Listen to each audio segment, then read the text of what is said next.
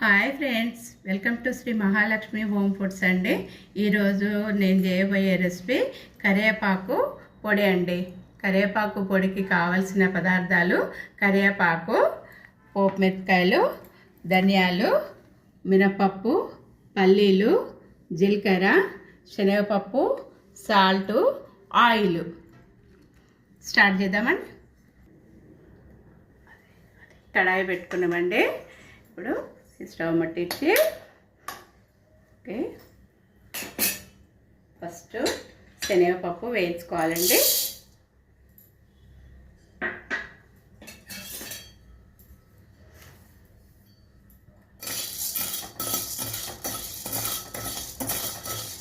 అండి ఇది అయిపోయిందండి.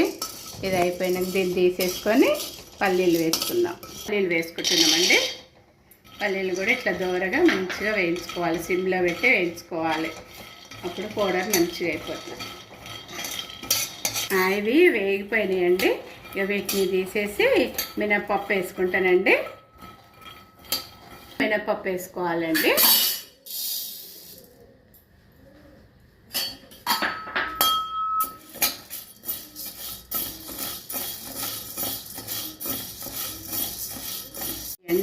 వీటిని కూడా తీసేసి ధనియాలు వేస్తానండి. ధనియాలు వేసుకుంటున్నా.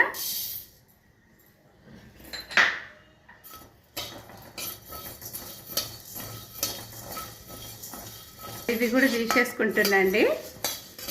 ఇవి కూడా తీసేసుకుని ఆయిల్ వేసుకోండి.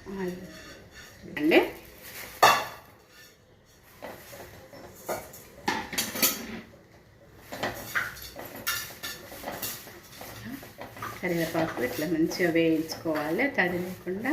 మేము నిన్ననే మంచిగా కడిగి బట్ట మీద ఫ్యాన్ కింద ఆరబెట్టినామండి. మీరు కూడా ఇట్లనే ఆరబెట్టుకోవాలి. ఆరబెట్టుకుంటే మంచిగా తడిగిన ఏం లేకుండా ఉంటుంది. ఇట్లా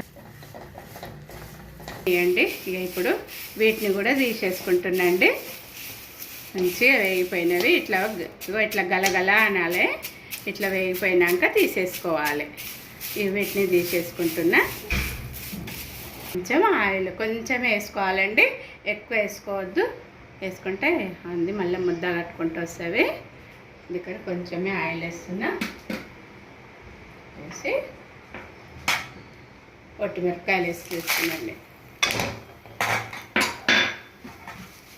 మిరపకాయలు వేసుకొని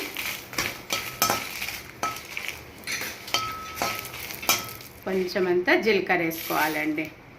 ఫస్ట్ వేస్తే మాడిపోతుంది కదా, అందుకని ఇప్పుడు వేసుకోవాలి జీలకర్ర.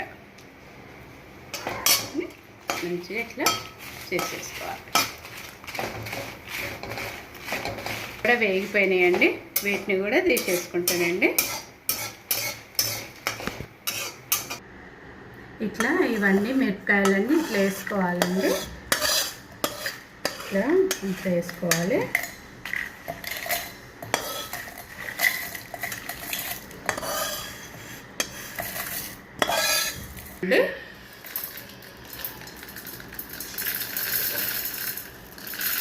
మిక్సీ పట్టుకొని వస్తానండి. నేను కరివేపాకు కూడా వేసుకుంటున్నామండి.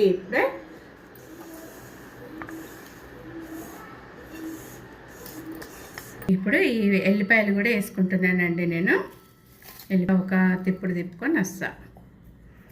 ఒకసారి మిక్సీ చేసుకొని వస్తా. ఇప్పుడు మనకి ఈ కరివేపాకు పొడి రెడీ అయిపోయిందండి. నా వీడియో చూసి మీకు కూడా నచ్చితే లైక్ చేయండి, షేర్ చేయండి, సబ్స్క్రైబ్ చేయండి. బాయ్.